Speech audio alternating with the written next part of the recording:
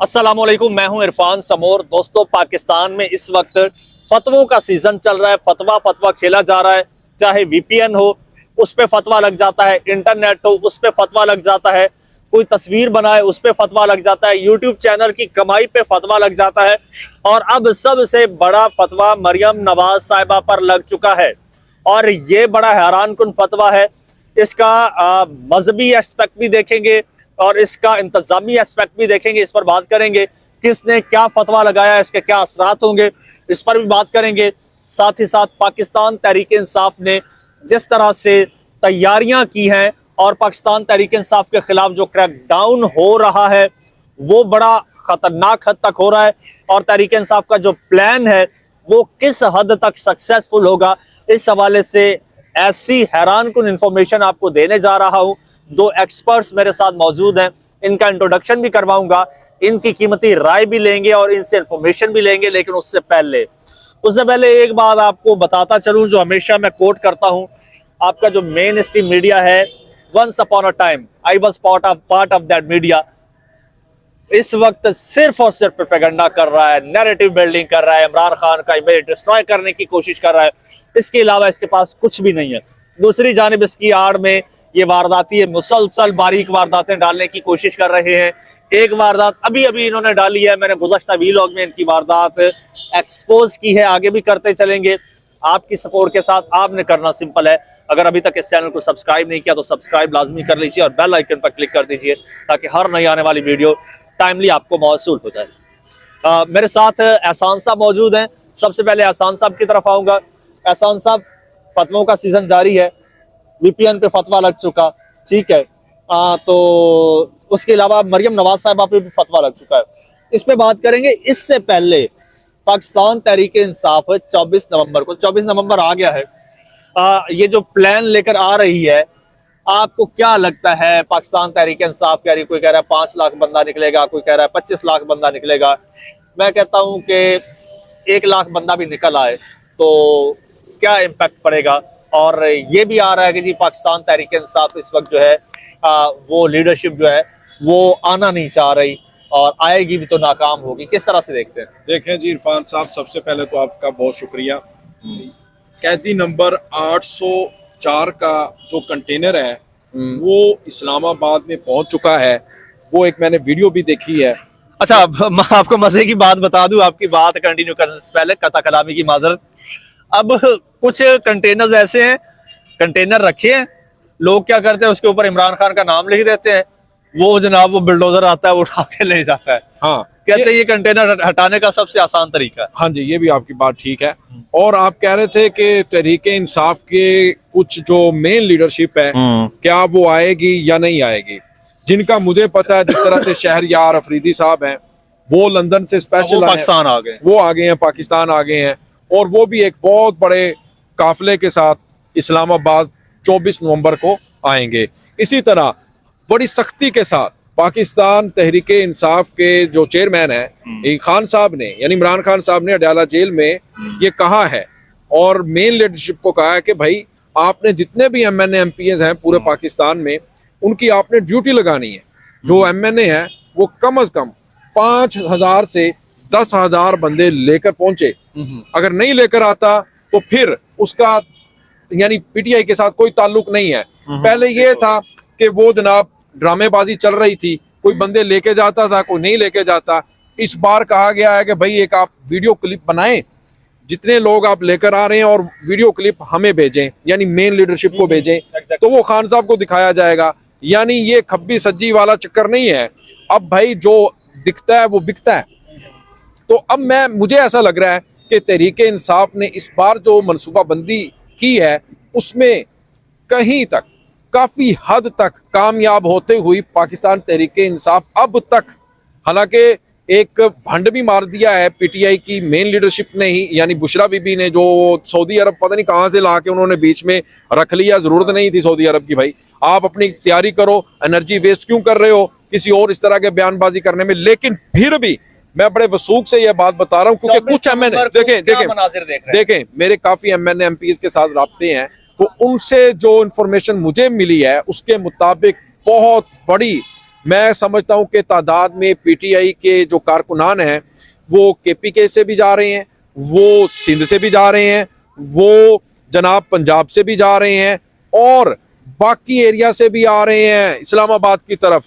अगर तहरीके इंसाफ के कारकुनान ने इरफान साहब अपने आप को बचा लिया, अपने आप को कहीं सेफ जोन में ले गए और वो गिरफ्तारी ना दी, क्योंकि गिरफ्तारियों के लिए एक बड़ी लंबी चौड़ी लिस्ट भी आज रात को क्रैकडाउन शुरू हो रहा है, ठीक है, ये भी मेरे पास एक खबर है, मैं अपने आपके व्यूअर्स को देता सर चलूं। हो चुका है, पाकिस्तान तहरीके इंसाफ की पहली शहादत हो चुकी है नहीं, और कुछ मेन लीडरशिप, इस हुकूमत के हाथ पे पहला खून जो है वो लग चुका है। हाँ, लेकिन मुझे ऐसा लग रहा है कि इस बार तहरीके इंसाफ, वो कहते हैं ना कश्तियां जला दी हैं, वो बुशरा बीबी ने भी पैगाम दिया है अखलाक साहब कि उन्होंने ये वीडियो बयान जो जारी किया है, उन्होंने कहा है कि किसी की बात कोई लीडर यानी ये नहीं है कि जनाब गौहर एजाज साहब कह देंगे कि भाई ख़त्म कर दो एहतजाज, घर चले जाओ। वो कह रहे हैं कि इस बार ऐसा नहीं होगा, इस बार ना शेर अफजल मरवत की सुनी जाएगी, ना गौहर एजाज की सुनी जाएगी, बैरिस्टर गौहर की, और ना किसी और रहनुमा की सुनी जाएगी। और अगर बात सुनी जाएगी तो सिर्फ और सिर्फ कैदी नंबर 804 की सुनी जाएगी। अखलाक साहब मेरे साथ मौजूद हैं, सीनियर जर्नलिस्ट हैं। और अखलाक साहब, 24 नवंबर को पाकिस्तान तहरीक इंसाफ जो प्रोटेस्ट करने जा रही है, हुकूमत ने उसको रोकने का हर मुमकिन इंतज़ाम किया है, कंटेनर्स लगा दिए हैं, शायद आपको खंदकें भी मिलें कल तक।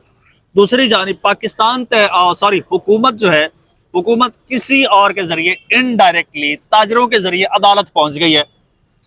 अदालत पहुंच गई है कि पाकिस्तान तहरीक इंसाफ को ये प्रोटेस्ट करने से रोका जाए। एक तो 145 नाफिज कर दी गई है, ऊपर से अदालत पहुंच गई है कि पाकिस्तान तहरीक इंसाफ को रोका जाए। क्या आपको लगता है कि अब ये हुकूमत, ये जो सुनामी आ रहा है, इसको रोक नहीं पा रही खुद, और ताजरों का सहारा लेकर अदालतों के पीछे छुप रही है? अच्छा इरफान भाई, ये जो अभी बात हो रही थी ना सबसे पहले कि ये कोई स्ट्रेटजी जो तैयार की है खान साहब ने, MNAs और MPs के लिए मुख्तस कर दिया है, कोटा जिसे कहते हैं, ये बहुत बड़ा अहसन कदम है। आपको अगर माजी में मैं इसकी मिसाल दूं तो जब हम जमान पार्क के अंदर जब किया करते थे, जब खान साहब वहाँ मौजूद थे, तो आपको पता है वहाँ पे उस वक्त बूम जब PTI का आया तो उस वक्त जो था ना, हर इलाके से या हर हल्के से MP और MNAs के लिए जो था वो बड़े बड़े लोग जो थे उसके लगे हुए थे और कहा गया था बंदे लेकर आए। और क्या हुआ था, खान साहब ने वहाँ कहा था कि जी मेरिट नहीं आ रहा, किसको दें। खान साहब को ये शिकायत मिलनी शुरू होगी, फलां बंदा जो वो मेरिट पे नहीं था, मेरिट इसका है। तो खान साहब ने कहा जी रैलियां भेजें। मैं इसका खुद गवाह हूँ जनूबी पंजाब के बहुत से हलकों का, कि जहाँ से जो लोग थे जिनको बड़ी देर से उनके साथ ज्यादती होती आई थी कि उनको मेरिट के ऊपर किसी भी अच्छी जो ना वो टिकट नहीं मिलता था, तो वहां से क्या हुआ कि जब वो रैलियां निकाली गई तो मैंने देखा कि उस वक्त जो MP या जो कैंडिडेट थे ना वो इतने मुतहर्रिक हुए, दूध का दूध और पानी का पानी हो गया। और PTI का जब ये वाला जो लाही अमल है, इससे ये भी हो जाएगा कि क्या जो कहा जाता है कि MP MNA जो है वो सिर्फ यहाँ बैठे हुए हैं अपनी सीट बचा के, अब उनका भी इम्तिहान आ गया है। वो मोटिवेशन, वो अदालत चलेगा, कोई इशू नहीं होता। अगर आप उस फस्तायत की बात करते हैं इस गवर्नमेंट की, तो इसने क्या नहीं किया, 47 तक की गवर्नमेंट बनने तक क्या नहीं किया। लोगों ने निकले भी, लोगों ने जलसे भी किए, ठीक है। अब बात जो है ना इमरान खान के वोट को तोड़ने वाली, वो तो इनके बस की बात रही नहीं है, उसमें तो दिन ब दिन इजाफा होता जा रहा है। अब ये चाह रहे हैं कि जो हम जिस तरीके से आ गए, जो हमारे दिन है वो पूरे हो जाए। अपने दिन पूरे करने के चक्करों में अब ये फस्तायत का जो आलम इन्होंने बनाया हुआ है कि आम शख्स को, अब देखिए अभी आपने कहा जी वो एक पहली शहादत, राणा साहब ने शायद इस बात को इतना एडमिट नहीं किया। आपको नहीं पता कि 2008 का इलेक्शन पीपल्स पार्टी एक शहादत के ऊपर पूरा इलेक्शन जरदारी साहब जो जीत गए थे, फिर उसके बाद उन्होंने जो पीपल्स पार्टी का सफाया किया वो एक अलग बहस है। इसी तरह जो सियालकोट के अंदर आप क्या समझते हैं कि जो बंदा जिसकी PTI का वो जो कारकुन जो है जिसकी जान बहक हुआ है, तो आप क्या समझते हैं कि उससे लोगों का, आप भी पता आपको समझ नहीं पाएंगे, उनमें नौजवान नस्ल के अंदर और खवातीन के अंदर वो एक जिसे कहते हैं कि एक अचानक से जो है ना वो तब्दीली आएगी, क्या कहना, गुस्सा तब्दीली आएगी हमदर्दियों की शक्ल में भी, कि आप हैरान रह जाएंगे सियालकोट के अंदर के नताइज को देखकर। तो मैं ये समझता हूँ कि ये जो तरीकाकार है ये बड़ा बेस्ट है, कुछ भी नहीं होगा, इस तरह की चीजें चलती रहती हैं, इसके ऊपर कायम रहना। मैं एक बात आखिर करता चलूँ, PTI कितने लोग निकालती है, सवाल ये नहीं है, सवाल ये है कि क्या पीटीआई भागती है या खड़ी रहती है? ठीक हो गया। एहसान साहब, आप सोशल मीडिया यूजर हैं, व्लॉगर हैं, आप इंटरनेट और वीपीएन की अहमियत को आपसे ज्यादा कौन जान सकता है? अब वीपीएन को गैर शरई करार दे दिया गया है। आप माशाल्लाह से हाफिज कुरान भी हैं, अभी चंद दिन पहले उम्रा भी करके आए, उम्रे की सादत आपने हासिल की है, और इधर से फिर आप जैसे ही पाकिस्तान पहुंचे हैं वीपीएन हराम करार दे दिया गया है। एक और फतवा आया है मरियम नवाज साहिबा के हवाले से, ठीक है, वो बड़ा फतवा है, इंटरेस्टिंग है, वो उसको बाद में डिस्कस करेंगे। पहले ये वीपीएन का फतवा, इंटरनेट का फतवा, क्या समझते हैं आपके उलमा फतवे क्या थोके हिसाब से बेच रहे हैं? बस यार वो फतवा आजकल बड़ा जरूरत। इरफान साहब, आजकल हर एक ने दीन इस्लाम अपने घर का बना लिया है, और शरीयत के मुताबिक अगर फिर ये अगर इन्होंने फतवा दिया है तो फिर इस तरह ये मोबाइल चलाना भी हराम है भाई। और इसके ऊपर भी फतवा जारी कर दो, क्योंकि इसके अंदर इमरान खान की तस्वीर आती है, मेरे ख्याल में, क्योंकि इसके अंदर जनाब आप पीटीआई के बारे में बात खबर सुन लेते हैं ताकि लोगों को एक्सेस ना हो, इसीलिए वीपीएन को हराम दिया गया है, ताकि एक आम पाकिस्तानी जो शहरी है, जो खबर लेना चाहता है, जो पाकिस्तान के हालात के बारे में कुछ इंफॉर्मेशन लेना चाहता है, कुछ महंगाई के बारे में देखना चाहता है, जो इस हुकूमत ने आकर एक आम आदमी के ऊपर महंगाई का बम फोड़ा है, उसके बारे में वो कुछ जानकारी हासिल करना चाहता है, इसीलिए जब वो वीपीएन लगाकर खबरें देखता था, इनको वो खबरें देखना बुरी लगती थी, इसीलिए इन्होंने वीपीएन को हराम करार दिया है। बदकिस्मती से हम उस मुल्क में रहते हैं जहां पर एक आईफोन अगर आपने यूज करना होता है उसके लिए भी आपको टैक्स देने पड़ते हैं 2 लाख के करीब, लेकिन जब इसी आईफोन को मैं किसी दूसरे मुल्क लेकर चला जाता हूं, जिस तरह से इंट्रोडक्शन करवाया इरफान साहब ने, मैं सऊदी अरेबिया गया हुआ था, तो तब मेरा ये आईफोन बिल्कुल ठीक चलता है, इसके अंदर जैन की सिम भी चलती है और कॉल भी ठीक कर रहा था, यानी ये एक्टिव हो चुका था। लेकिन जैसे ही मैं वापस पाकिस्तान आता हूं तो मुझे पता चलता है, क्योंकि यहाँ पर जो हमारी हुकूमत पाकिस्तान है वो इसको नहीं चलने देगी, वो मैं इस पर कोई फतवा नहीं है, इस पर कोई फतवा नहीं है। यानी आप वीपीएन को हराम करार दे रहे हैं, अपने फायदे के लिए दे रहे हैं। काइंडली मैं हाथ जोड़कर कहता हूं कि इस्लाम को अपने लिए इस्तेमाल ना करें। इस्लाम का जो शरीयत है, जो शरिया है, वो एक बिल्कुल वाज़े है, उसके अंदर अपने जो ये मन घड़त ये फतवे और फिर अपनी पसंद के मुल्ला लेकर आ जाते हो, उलमाए सू जिसके बारे में कहा जाता है कि ये जो उलमाए सू हैं, ये हैं तो इस मुल्क के अंदर मैं समझता हूं कि फसादात हैं, ये हैं तो जिसकी वजह से आज इस मुल्क के अंदर कोई कई देखें आप, इसके अंदर वो बने हुए हैं, क्या कहते हैं उसे यार, ये मजहब नहीं, सॉरी, वो मसालिक बने हुए हैं, सॉरी, कई कोई कुछ बना हुआ है, कोई सुन्नी, कोई बरेलवी, कोई देवबंदी, कोई शिया, कोई कुछ, लेकिन हम मुसलमान हैं, मुसलमान अपने आप को भूल चुका है। मैं रिक्वेस्ट करूंगा कि काइंडली सियासत जरूर करें, लेकिन सियासत को इस्लाम के अंदर, इस्लाम को सियासत के अंदर ना लेकर आए। ये दरबारी उलमा है,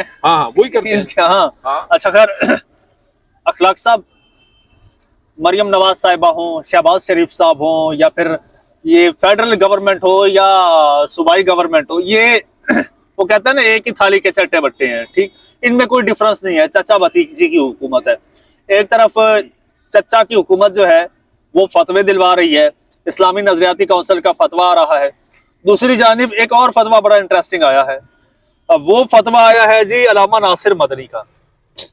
पहले तो अलामा नासिर मदनी जब मरियम नवाज साहिबा स्मोक के दिनों में चली गई थी अपनी सर्जरी करवाने, नासिर मदनी ने तनकीद की थी, और नासिर मदनी साहब की एक सबसे अच्छी बात यह है कि वो सब पे तनकीद करते हैं। पहले वो इमरान खान पे तनकीद करते रहे, कुछ लोगों को बुरा लगता था, फिर अब वो मरियम नवाज साहिबा पर तनकीद कर रहे हैं तो उन्हें लगा कि मैं इधर रोकूंगा आपको।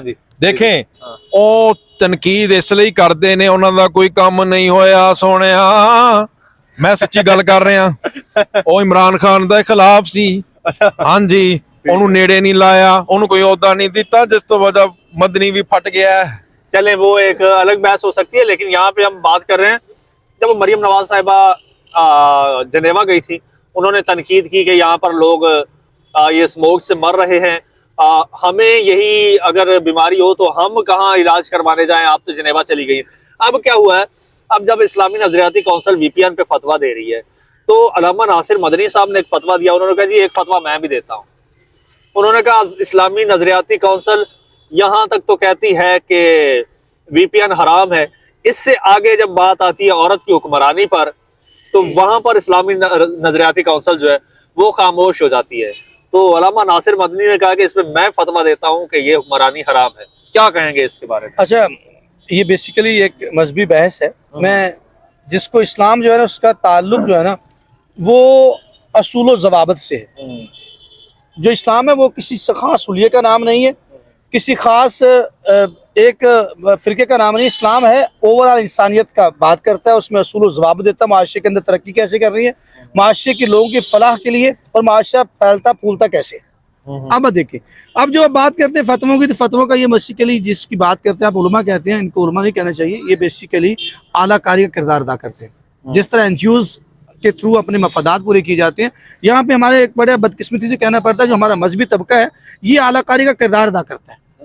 और जो आगे जाकर इसकी एक बड़ी, मैं माजी का एग्जांपल दे सकता हूँ। जैसे आप कहते हैं यही लोग जो अभी आपने मदनी साहब की बात की है, तो हमारे सियासत के बहुत बड़ा मोतबर नाम और मजहबी शख्सियत, रूहानी शख्सियत, उन्होंने एक वक्त में मोहतरमा बेनज़ीर भुट्टो साहिबा जब पहली दफ़ा वज़ीर-ए-आज़म बनने जा रही थी तो उन्होंने इसके खिलाफ बाकायदा कहा था कि औरत की हुक्मरानी जो है वो हराम है।